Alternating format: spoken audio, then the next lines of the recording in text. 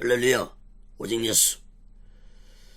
여러분, 지난번에 666표와 베리집에 대해서 두 번에 걸쳐서 여러분 말씀을 드렸는데 여러분들이 잘 이해들 하셨는지 모르겠습니다. 이해가 안 되신 분이 있다면 자주 반복해서 들으시면 쉽게 이해가 되실 것입니다. 오늘은 666표, 즉 베리집이 실행되는 시기가 언제인지 그 비밀에 대해서 말씀을 드리겠습니다. 오늘날 666표를, 즉 베리집을 스스로 손에 받은 사람들이 있습니다. 그러나 마지막 날에는 강제적으로 666표를 사람들 손에 주입시킬 것이라고 성경은 예언하고 있습니다. 그러므로 지금 베리집을 사용하고 있는 것은 악한 사탄이 예행 연습을 하고 있는 것이라고 보면 될 것입니다. 그렇다고 지금 베리집을 받아도 된다는 말은 절대 아닙니다. 받아서는 안 됩니다. 지금도. 강제적으로 베리집을 받도록 하는 시기가 언제라고 성경은 예언하고 있습니까?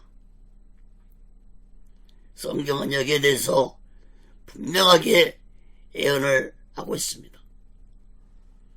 여러분, 요한계시록을 크게 세 가지로 나누어서 본다면은 요한계시록 1장부터 3장까지는 5장까지는 서론 부분이라고 말씀을 한다면은 6장부터 12장까지는 전 3년 반 환난에 대한 말씀이고 13장부터 계시록 22장 끝장까지는 후 3년 반 후에 일어날 일들을 예언하고 있는 말씀이라고 볼 수 있습니다.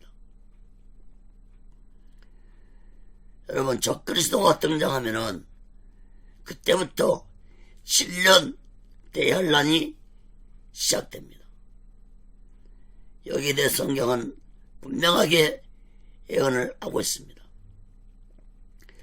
7년 대환란 중 전 3년 반은 적그리스도가 평화적으로 세상을 통치할 것이지만, 그러나 후 3년 반이 시작되면은 그때부터 적그리스도는 악한 사탄의 짐승의 본색을 드러내고 자신이 하나님이라고 하면서 세상 모든 사람들에게 자신에게 경배를 하도록 강요할 것이고, 그때부터 악한 사탄, 즉 적그리스도는 본격적으로 사람들 몸에 666표, 즉 베리집을 강제로 받도록 할 것입니다. 여기에 대해서 성경은 분명하게 예언을 말씀을 하고 있습니다. 데살로니가후서 2장 4절 말씀을 먼저 봅니다. 저는 대적하는 자라 범사일 끊는 하나님이나 숭배함을 받는 자 위에 뛰어나 자존하여 하나님 성전에 앉아 자기를 보여 하나님이라 하느니라. 또 요한계시록 13장 15절 18절 봅니다. 저가 권세를 받아 그 짐승의 우상에게 생기를 주어 그 짐승의 우상으로 말하게 하고 또 짐승의 우상에게 경배하지 아니하는 자는 몇이든지 다 죽이게 하더라. 저가 모든 자, 곧 작은 자나 큰 자나 부자나 빈궁한 자나 자유한 자나 종들로 그 오른손이나 이마에 표를 받게 하고 누구든지 이 표를 가진 자 외에는 매매를 못하게 하니 이 표는 곧 짐승의 이름이나 그 이름의 수라. 지혜가 여기 있으니 총명 있는 자는 그 짐승의 수를 세어보라. 그 수는 사람의 수니 666이니라. 여러분, 여기에서 짐승은 곧 적그리스도를 의미합니다. 적그리스도에게 경배하지 아니하면 모두 다 죽임을 당할 것이고, 적그리스도는 모든 사람들에게 666표를 받게 하고, 이 표가 없으면 어떤 물건도 살 수 없도록 할 것이라고 하나님은 예언을 하셨습니다. 여러분, 그렇다면 문제는 이러한 예언의 말씀이 언제 이루어지는 것인지 우리가 분명히 깨닫고 준비하고 살아간다면 하나님은 우리들에게 피할 길을 주실 것입니다. 그 피난처를 많은 이단들은 자신들이 곧 피난처라고 떠들고 있지만 그러한 말들은 거짓된 말이고 그런 미혹에 속지 마시기를 간절히 바랍니다. 피난처에 대한 말씀은 몇 주 후에 살펴보겠습니다. 오늘은 적그리스도가 후 3년 반에 사람들 몸에 666표를 강제적으로 받도록 할 것인데, 예수 믿는 자들이 철저하게 준비된 신앙을 가지고 살아간다면 666표 베리칩은 우리와는 아무런 상관도 없는 무의미한 표가 될 것입니다.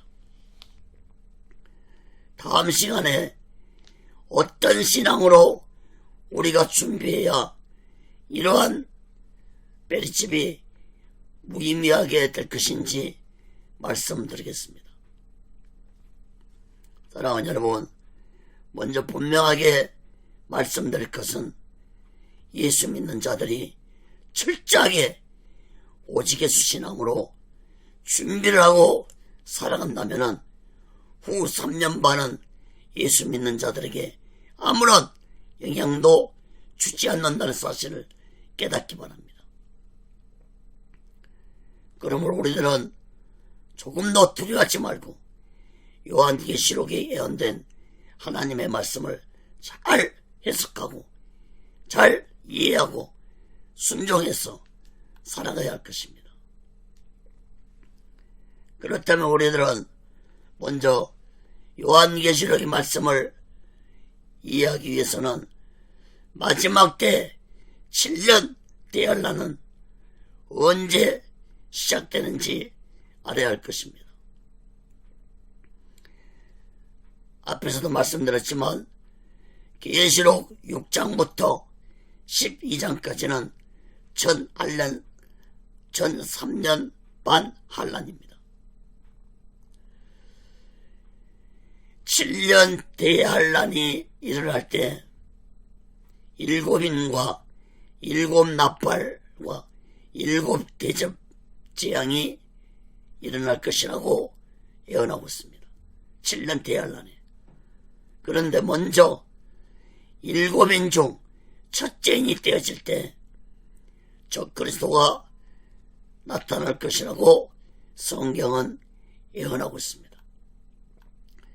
요한계시록 6장 1절 2절 보시기 바랍니다. 내가 보매 어린 양이 7인 중에 하나를 떼시는 그때 내가 들으니 네 생물 중에 하나가 우레소리같이 말하되 오라 하기로, 내가 이에 보니 흰말이 있는데 그 탕자가 활을 가졌고 면류관을 받고 나가서 이기려고 또 이기려고 하더라. 여러분, 여기에서 어린 양은 곧 예수 그리스도를 의미합니다. 또 인을 떼실 분은 오직 예수님 한 분뿐이십니다. 어린 양이 7인 중에 인을 뗐던 건 바로 예수님이 인을 떼면 7년 대환란이 시작된다는 걸 의미하는 것입니다. 예수님이 첫째 인을 떼자 흰말이 나타났습니다. 이 흰말을 예수님으로 해석하는 자들도 있는데 그것은 결코 잘못된 해석입니다. 할과 멸류관과 이긴다는 말씀 때문에 예수로 해석을 하는데 이 모습은 적그리스도가 사람들을 속이기 위해서 예수의 모습으로 나타나는 거짓된 가짜 모습입니다. 특히 이기려고 또 이기려고 한다는 말은 예수님은 이미 십자가에서 모든 걸 다 이루셨다고 외치시고 죽으심으로 사망 권세를 완전히 이기셨습니다. 그러므로 이기려고 또 이기려고 했다는 말은 예수님이 십자가에서 완전히 이겼다는 말과는 상반되는 말씀입니다. 사랑하는 여러분, 예수님은 십자가에서 이미 2000년 전에 십자가에서 다 이루었다고 외치시고 죽으셨으므로 완전히 사탄의 세력과 사망 권세를 이기셨습니다. 특히 여기 보면은 적그리스도가 쓴 멸류관은 헬라어로 원문을 보면은 스테파노스라고 합니다. 이 스테파노스라는 말은 운동 경기에서 승리한 자에게 쓰여지는 멸류관을 의미합니다. 그러나 예수님이 계시록 19장에서 재림하실 때 머리에 쓴 멸류관은 스테파노스가 아닙니다.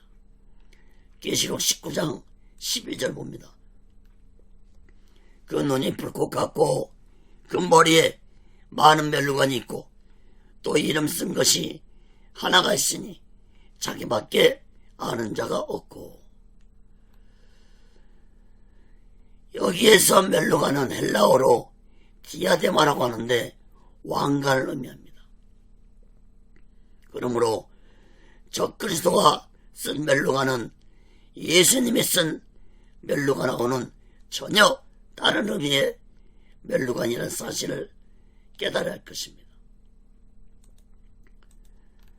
그렇다면 적그리스도가 언제쯤 나타나는 것이 우리에게 문제입니다.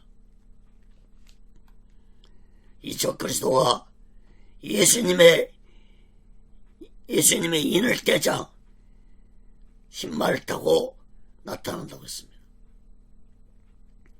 그러므로 적그리스도가 나타나기 전에는 결코 7년 대환란도 오지 않고 베리집을 강제로 받게 하는 날도 오지 않습니다. 그러나 적그리스도는 예수님이 첫째 인을 뗄 때 세상에 등장할 것입니다. 이것은 곧 세상 종말을 사탄이 주관하는 것이 아니라 예수님이 주관하고 있다는 것을 의미하고 있습니다. 그러므로 예수님은 자신의 택함받은 자들도 마지막 때 온전히 보호하시고 주관하실 것이라는 사실을 굳게 믿으시기 바랍니다. 그러나 적그리스도 세력들은 그날이 오기를 기다리면서 세상 모든 것을 동원해서 철저하게 준비를 하고 있습니다. 바코드와 베리집만 보더라도 악한 사탄이 얼마나 철저하게 준비를 하고 있는지 우리는 알 수 있습니다. 사랑하는 여러분, 사탄이 이렇게 철저하게 준비를 하는데도 예수 믿는 자들이 아무런 준비도 하지 않고 신앙생활을 한다면 마지막 날에 악한 사탄에게 속수무책 미혹되고 말 것입니다. 여러분, 최대 방어는 최고의 공격이라는 말이 있습니다. 방어가 어수선한 군대는 패배할 수밖에 없듯이 우리의 신앙도 철저한 방어를 가져야만이 악한 사탄의 공격을 이길 수 있는 것입니다. 우리는 재림 예수를 기다리고 준비하고 있지만 악한 사탄은 자신의 종말을 알고 있기 때문에 끝까지 세상을 미혹하려고, 택한 자들을 미혹하려고 준비하고 있습니다. 또한 재림하시는 예수님과 싸우려고 악한 사탄은 준비하고 있습니다. 사랑하는 여러분, 전쟁터에 나가는 군사가 아무런 무장도 하지 않고 나간다면은 그 사람은 얼마 싸워보지도 못하고 쉽게 죽임을 당하는 것처럼 영적 전쟁도 마찬가지입니다. 악한 사탄의 세력들은 철저하게 준비하고 점점 다가오고 있는데 예수 믿는 자들이 아무런 준비도 하지 않는다면 악한 사탄의 세력에게 쉽게 무릎을 꿇고 굴복당하고 말 것입니다. 예수 믿는 자들이 아무런 준비도 하지 않고 마지막 때를 살아간다면 그것은 곧 직무유기이고 모든 책임은 나에게 있다는 사실을 깨달아야 할 것입니다. 어떻게 무엇을 준비해야 할 것인지에 대해서는 다음 시간에 구체적으로 자세히 말씀드리겠습니다. 여러분, 손자병법에 적을 알고 나를 알면 백전백승이라는 말이 있습니다. 그러므로 우리들은 언제쯤 적그리스도가 본격적으로 활동해서 인간 몸에 베레칩을 주입시킬 것인지 분명하게 알고 우리 또한 철저하게 준비한다면 아무리 악한 사탄이 철저하게 준비를 하고 공격해 온다 할지라도 예수 믿는 우리들에게는 아무런 소용이 없는 무용지물이 될 것이라는 사실을 깨닫기 바랍니다.